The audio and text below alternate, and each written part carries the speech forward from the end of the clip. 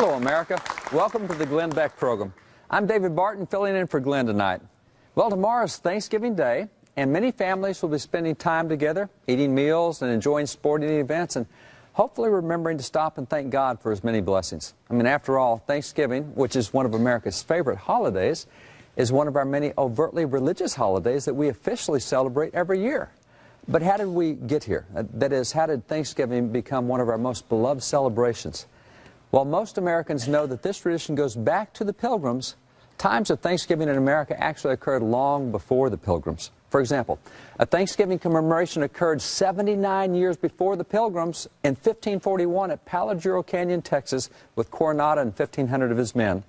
Then in 1565, there was one at St. Augustine, Florida, with French Huguenots, that is, French Protestant colonists. And there was one in 1598 at El Paso, Texas, with Juan de Oñate and his expedition. And in 1607, there was a Thanksgiving celebration after settlers landed at Cape Henry, Virginia. And there was another one in 1619 at Berkeley Plantation, Virginia. And all of these Thanksgivings happened long before the Pilgrims ever arrived.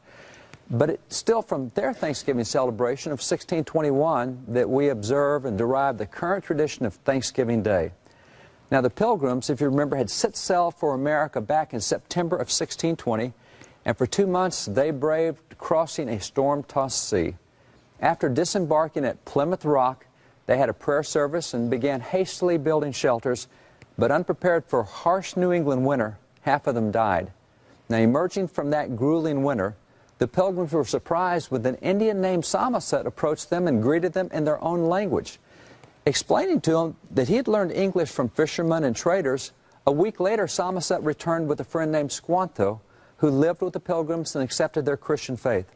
Squanto taught the Pilgrims much about how to live in the New World, and he and Samoset helped forge a lasting peace treaty between the Pilgrims and the Wampanoag Indians. Now, Pilgrim Governor William Bradford described Squanto as, quote, a special instrument sent of God for our good, and he never left us till he died. The Pilgrims, persevering in prayer and assisted by helpful Indians, reaped a bountiful harvest that summer. So in December of 1621, they declared a 3-day feast to thank God and celebrate with their Indian friends. And this is America's first Thanksgiving celebration, not just a Thanksgiving service as the earlier ones had been. No, this was a genuine Thanksgiving festival, and it involved friends and family, athletic events, it involved meals and feasting, and it involved times of prayer and religious worship.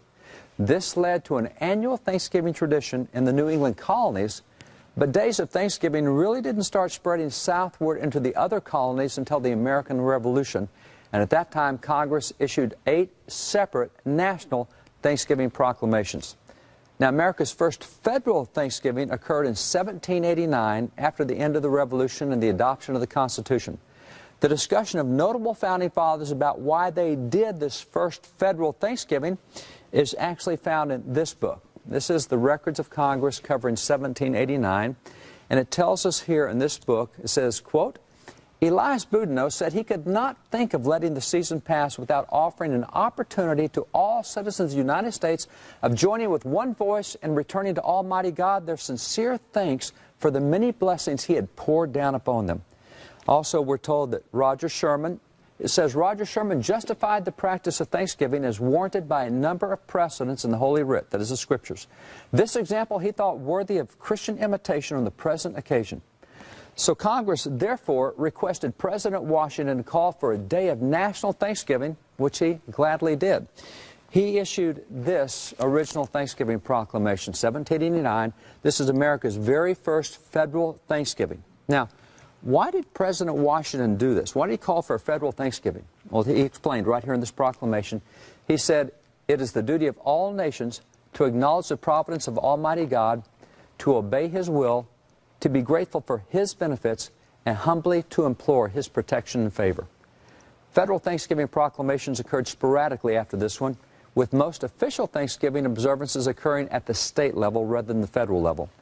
Much of the credit for the adoption of our annual federal Thanksgiving holiday may be attributed to Sarah Hale, a mother of 5 and the editor of Godey's Ladies magazine. It was a popular ladies magazine that contained poetry and artwork and articles by America's leading authors. She actively promoted the idea of a national Thanksgiving Day, and she explained in an editorial, she said, Thanksgiving Day is the national pledge of Christian faith in God, acknowledging Him as the dispenser of blessings. This festival should be joyfully and universally observed throughout our whole country as inseparable from American life. For nearly 3 decades, she lobbied and wrote president after president, including President Abraham Lincoln, asking him to proclaim a federal Thanksgiving. Now, Lincoln set that precedent. He responded in 1863 with a proclamation. Here is his proclamation printed in the New York Times. He set it up for the last Thursday of November. Sound kind of familiar? He reminded Americans in this proclamation, he said, the year that is drawing toward its close has been filled with the blessings of fruitful fields and healthful skies. And to these bounties, which are so constantly enjoyed that we're prone to forget the source from which they come, others have been added. So no human counsel has devised any, nor hath any mortal hand worked out these great things. They are the gracious gifts of the Most High God. Over the next 75 years, subsequent presidents followed Lincoln's precedent, and over the course of time, annual Thanksgiving celebrations, they varied widely, and they even occurred in different months over those 75 years. But then in 1933, with this Thanksgiving proclamation by President Franklin D. Roosevelt, we began regularly celebrating Thanksgiving on the 4th Thursday of each November. And then in 1941, Congress permanently established that day as the National Thanksgiving holiday. By the way, you can see all of these original historic Thanksgiving proclamations and lots of others at WallBuilders.com.